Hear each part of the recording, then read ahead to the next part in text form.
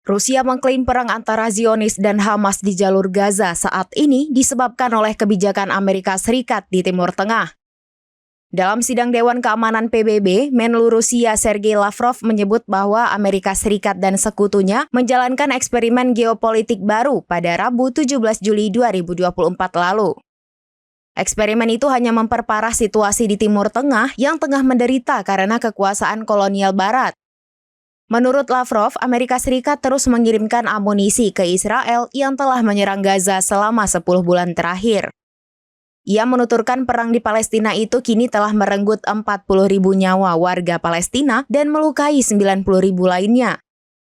Tak hanya itu, perang di Gaza juga menewaskan hampir 300 staf PBB dan anggota organisasi HAM yang jumlahnya itu menunjukkan terbanyak dalam sejarah. Namun jika Amerika Serikat berhenti membantu Israel, banjir darah itu akan berakhir. Pejabat Rusia mengatakan bahwa Amerika Serikat lebih mementingkan urusan pilpres daripada menyelamatkan nyawa banyak orang.